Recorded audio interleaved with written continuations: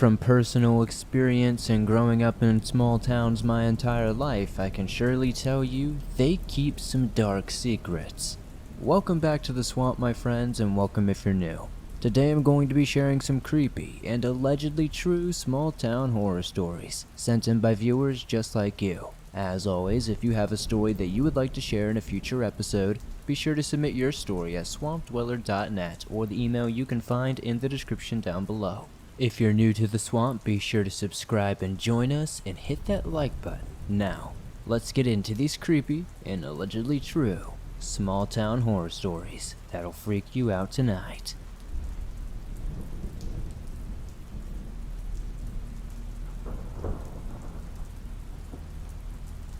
Last winter, I had an experience in Congaree National Park outside of Columbia that brought me to this show.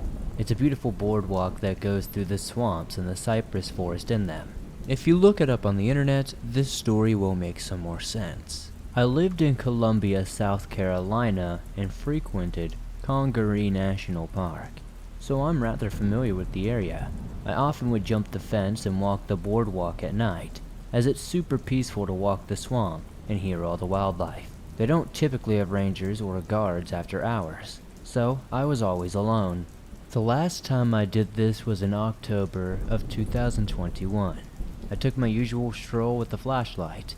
I should mention again, between the insects and frogs, the sound is loud. But roughly a mile in, the sound completely stopped. I heard what I thought was my wife call me from the trail ahead, but she was not there. I was alone, and she was out of town. I then heard water sloshing to my right and saw nothing with my flashlight. I chalked it up to me being tired and kept moving. The wildlife started up shortly after again, and everything was fine. Maybe 15 minutes later, I noticed it got eerily quiet once again and heard swamp water sloshing on my left. But this time, it was more deliberate, like somebody was walking with a purpose. I was in a thick portion of the cypress and couldn't see more than 20 feet in front of me. And then I heard my wife's voice again. Again, she wasn't with me and she was out of town, certainly not moving through a swamp at 1 a.m. I saw a human silhouette for a split second, but it was distorted, off if you will. Very skinny, pale, and taller than me at 6 foot tall.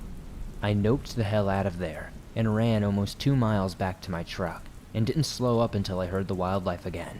As I said, this is a boardwalk that's in a swamp in the boonies. Nobody is walking around in the water at night without a light, and I don't know of any big animal that walks in a bipedal pattern, and I have spent most of my life outdoors. I feel I should add that I wasn't high or sleep deprived either. I typically like the woods at night as well.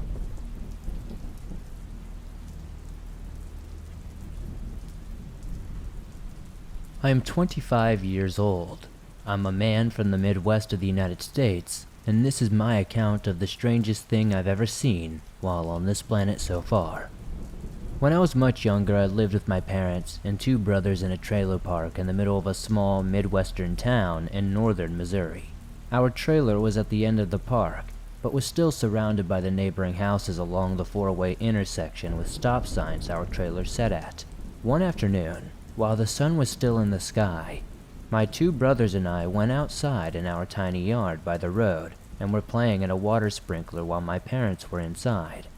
After some time, my brothers went inside, but I stayed outside jumping over the sprinkler by myself. I went to jump the sprinkler again and caught my foot on it and tripped and fell to the ground. I was lying on my back and sat facing the 4-way intersection by our trailer with our trailer to my left and one of the roads that meet the 4-way to my right. I was lying in the corner of the front and the side of the trailer. I was okay and immediately started to get up and jump some more when I heard a wet, sloppy sound. While still laying on my butt with my hands behind me on the ground, I thought it was my swimming shorts I had on, but I couldn't seem to recreate the sound with them. I heard the sound again, and it sounded like something moving around in the water or swimming in the water. But the only water in the area was from the sprinkler, and it did not make the sound I was hearing. Still sitting on the ground, I looked around to see what was making this wet sound when suddenly to my left, besides our trailer, a person's head and shoulders emerged from the ground, completely covered in thick red blood. still there, suddenly frozen in fear. I looked and could not tell any details of the person because of all the blood covering them. The person, or thing, noticed me there after a couple of seconds, turned their head, and looked right at me, while still from their shoulders down remaining underground. It looked like they had no eyes, or at least I could not see them. Their head was covered in thick red liquid. We stared at each other for what was no more than 20 seconds before I started backing up on my hands and feet to escape it. As I crab crawled around the corner of the trailer out of its sight, he leaned out of the ground to keep looking at me from the corner. At this point, it was from the stomach up, leaning out of the ground with its arms still below the grass level, looking at me, and when it moved, I heard the wet sloppy sound again. He looked at me for a few more seconds before in one solid motion, he shot out of the ground, to their feet completely covered head to toe in this thick, bloody-looking liquid. I'd say probably 5 or 6 feet tall, with an average build. I could tell from the shape that it was a man, but so caked in blood or goo, that's all I could really talk about, and all I could really remember. Still locked in on me, it turned its head and started frantically running down the street directly away from me, with the sound of wet bare feet hitting the ground. Panicking, I got up and ran inside, crying to my parents, and the memory got fuzzy after just recalling it.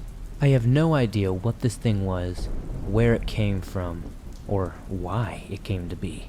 Nobody I've ever shared this story with seems to even have a clue of what it could be. Most people say maybe it's a demon, maybe I just hallucinated, or maybe something in between.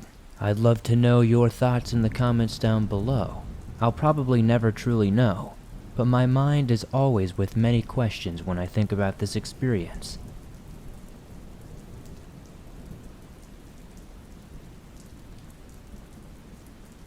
This event happened last summer in 2021. It was a beautiful day, and my friend Krista, AJ, and I were all off work, an occasion that never really happens. We decided to go on a hike, smoke a bit, and then get dinner.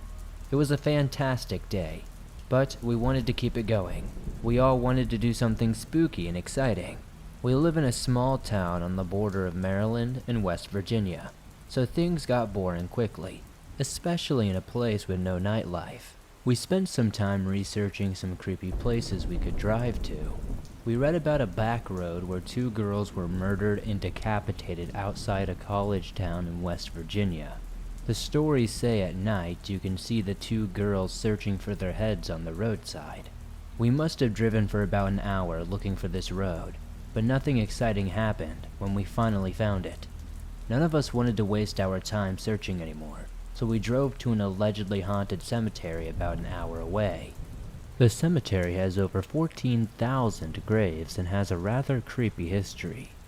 It has a section of graves designated as the Historic District, which houses the very first tombs dating back to the 1800s. At the cemetery entrance is a vast Victorian-style house used as a funeral parlor. However, it had been abandoned and out of use for about 20 years at this point. In the middle of the massive cemetery was a mausoleum at the top of a tall hill. The mausoleum was a large marble structure and was highly costly when it was built in the early 1900s. According to quick Google researches, we read that most paranormal activity had been experienced at the mausoleum. We started at the Historic District close to the cemetery entrance. Krista downloaded a Spirit Box app on her phone. I know what you're thinking. Apps aren't always accurate, but I genuinely believe this one is. A Spirit Box is a device, or in this case an app, that rapidly switches radio stations to the point to where it's just white noise. It's believed that spirits can manipulate the radio waves to speak to those in this realm. The app also had a built-in EMF reader, which records changes in electromagnetic field. Again, it is believed that spirit energy can manipulate electromagnetic fields. The more beeps, the more activity is happening around you. Anyway, we wander around the district, with the app up and running. We asked a few questions out loud along the way. Is there anyone who wants to speak to us? How did you pass away? How long have you been here? These are fundamental questions that the spirit typically answers. Throughout the cemetery, there was absolutely no activity. We occasionally heard little blips on the radio.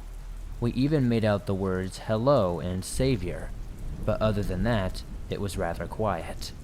After about an hour or so, we decided to drive up to the mausoleum for one last attempt to contact someone or something. I should mention that AJ was on crutches at the time, recovering from knee surgery, so we couldn't explore that long without him needing a break. We drove up the road that spiraled around the hill until we got to the building. The closer we got, we noticed fog rolling around the mountain but nowhere else in the area. We pulled up to the steep 2-level stairway that led to the front of the building, and I took a few pictures from the bottom of the hill as I was taking pictures during our explorations around the entire site. Krista and I walked up to the stairs while AJ wobbles. As soon as I got to the top, I felt uneasy, but I brushed it off as being creeped out by the fog and the creepy appearance of the mausoleum. Krista and AJ were over it, complaining that we hadn't seen or heard anything, and that the online stories were all lies. "Well, this was a bust," said Krista as she turned on the spirit box.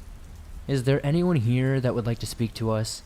I asked into the open air, not expecting anything to happen, just like the rest of the night. Typing out this next part makes me tremble. This part is nowhere near dull, though I might have preferred to be bored rather than what we experienced. As soon as I completed my sentence, the stations of the spirit box stopped. The sound that came over the speaker was the most inhuman, demonic sound I'd ever heard. It made the most guttural, blood-curdling growl that no human I've ever met could recreate. It replays in my head whenever I tell this story, burned into my brain where I can't escape it. We all looked at each other and immediately screamed and ran down the steps. When I say scream, I mean the entire town below probably woke up from it. I ran down the steps and started to pass AJ, who was hopping down the steps as fast as he could. I see him drop one of his crutches and start hobbling down with one of his legs. "Leave it! Go!" I yelled as I ran past him and unlocked the car. I floored it out of there as fast as I could while we all caught our breath. "What the hell was that?" Krista screamed. No one had an answer. We were all just dumbfounded and in shock. Eventually, I turned around to go get AJ's crutch that was left on the stairs. I ran as fast as I could while singing silly hip-hop songs to help distract me from the fact that I was entering this scary place again. I got the crutch, hopped back in, and we finally made our way back home. We passed that old funeral parlor I mentioned as we exited the cemetery.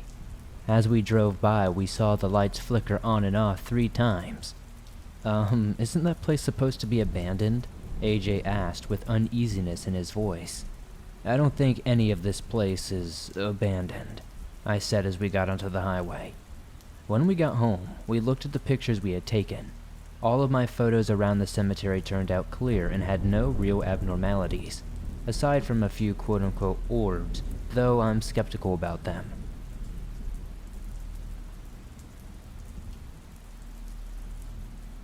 Hey Swamp Folk, today's episode is sponsored by our good friends over at HelloFresh. HelloFresh delivers fresh, quality produce from the farm to your door in less than a week's time so you can savor summer flavors right from your home. HelloFresh now has 30 brand new recipes to choose from every single week. That's more than any other meal kit on the market. Get foolproof, step-by-step recipes, meaning a joyful cooking experience and a stress-free summer. Plus, HelloFresh cuts back on the time spent in the kitchen with meals ready in and around 30 minutes or less. HelloFresh's new menu release includes Mediterranean recipes filled with fresh fruits and veggies, nuts, olive oils, and fiber-packed whole grains for nourishing balance. Personally, I've been using HelloFresh for a couple of years now, and I very much enjoy how they switch it up every season, and I think you guys will too. So join me and many others in the swamp. Go to hellofresh.com/swamped16 and use code SWAMPED16 for up to 16 free meals and 3 free gifts. Again, hellofresh.com/swamped16 and use code swamped16 for up to 16 free meals and 3 free gifts. Come find out why HelloFresh is America's #1 meal kit.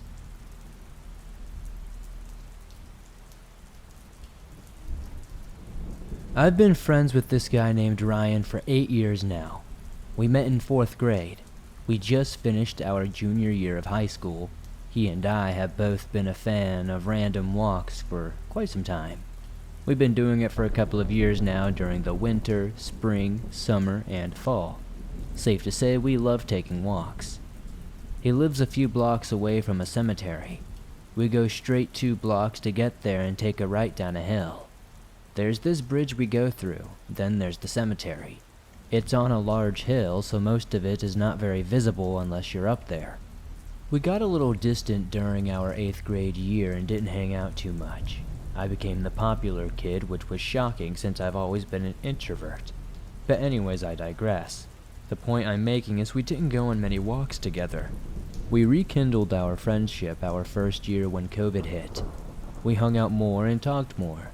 We started walking to the cemetery more and noticed this yellow sports car that would be parked there. We didn't think too much of it. Maybe someone was grieving. It's a cemetery after all. We continued walking there, and the yellow car was at the same spot every single time we went. The lights were turned off. It just sat there for hours at a time. Again, we didn't think too much of it. After becoming a little more distant my sophomore year, we began hanging out more during the beginning of our junior year. We went to the cemetery like usual, and there was the same yellow car. It was just there doing nothing.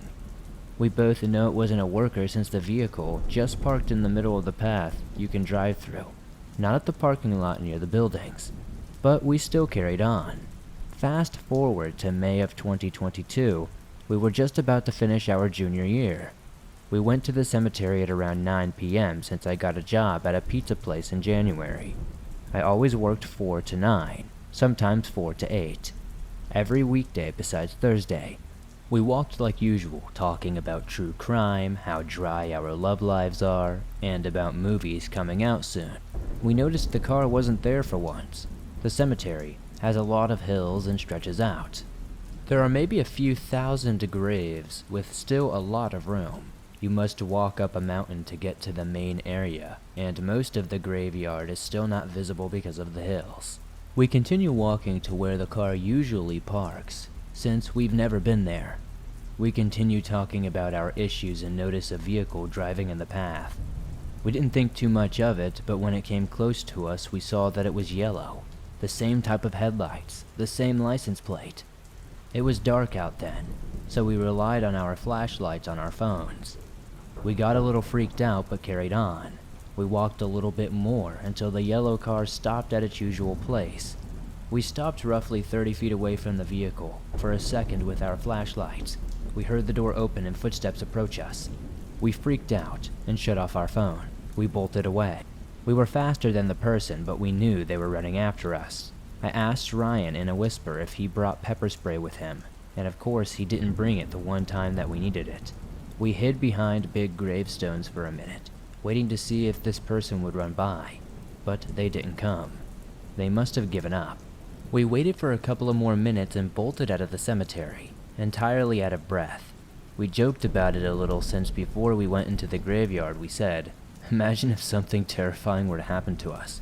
Speak of the devil. I wonder what would have happened to us that night if they caught us. I wonder just what they would have done to us. I'm glad that Ryan and I took extreme caution when we saw that car. Otherwise, I probably wouldn't be writing this right now.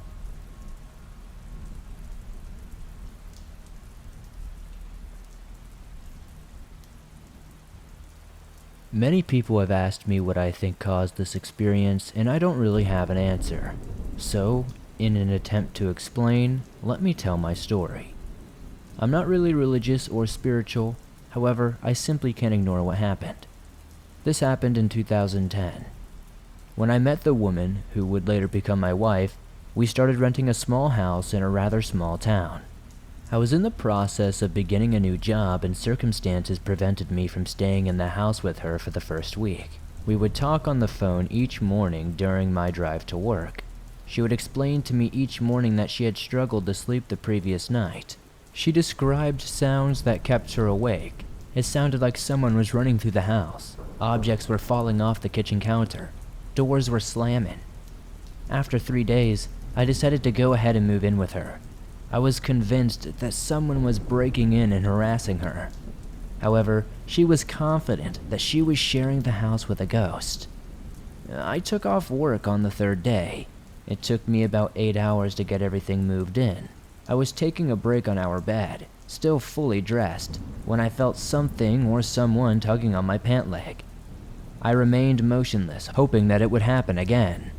After a few seconds, it did happen again, much more aggressively this time. I felt a hand firmly placed on my leg just before it grabbed my jeans and started pulling. She was on the bed next to me, and no one else was with us. We had no pets as it was not allowed at the time. I immediately started having the same experiences as she had described over the phone throughout the night. It was like someone was destroying our kitchen, but nothing was ever out of place. There was running, as she explained, which sounded like a smaller person, perhaps even a child. I woke up one night to someone standing next to my bed hovering over me. I heard giggling. The individual bolted out of the room as I turned my head. It was too dark to notice any features. Over 8 months' time, many unusual things happened. To make a long story short, I'll skip ahead to my prior experience, perhaps the most frightening. I was alone in the house, waiting to join an online seminar. I was sitting on my couch with my laptop on the coffee table. I heard the back door slam shut and a person began dashing through the house. These footsteps were heavier, and this person was quickly moving. Given the design of our tiny house, this person was running in my direction. I shot up and ran out of the house. I didn't stop until I reached the street. That's where I remained until my wife returned. As I was standing by the street, I was looking back in the house. A balloon from a recent party made its way from the kitchen into my bedroom, then back into the kitchen moments later. It felt like I was being watched by someone, and it also felt like I was watching somebody search for me going room to room, all while holding this balloon. This was the last thing to ever happen to us. It randomly stopped after that, but we continued living there in fear for 4 more years. I would give anything to experience it again in a strange way, though. I would try to be less afraid and approach the situation more analytically. My wife, on the other hand, was never scared of it. Unfortunately, my wife passed away a few years ago. I know she would have enjoyed sharing her story here. I still drive by the house occasionally, and no one has ever moved in. It's in a small town area where not a whole lot of people seem to be moving these days.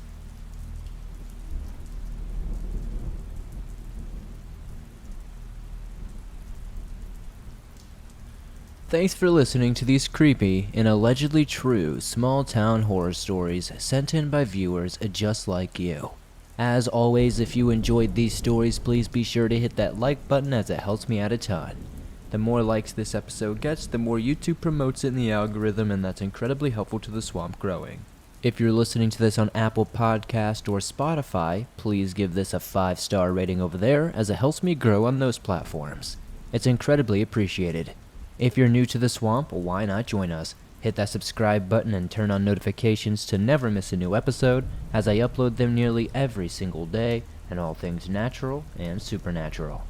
If you're on the go but don't have YouTube Premium but still want to download and listen to your favorite Swamp Dweller scary stories no matter where you are, you can download them absolutely free from Spotify, Apple Podcast, iHeartRadio, Stitcher Radio, and just about everywhere else you find your favorite podcast online. If you would like to support the swamp outside of that, maybe check out the merch store. I've got t-shirts, hoodies, and more. I'd love to see you guys wearing some cool swamp threads. Be sure to join me over on Twitch. You can find a link to follow me in the description. Currently, I'm playing The Quarry over there, so if you're a fan of highly rated horror games, be sure to come check us out over there as we try to survive. Don't forget to join me over on Instagram, Facebook, and Twitter, and I'll see you all soon with another creepy episode.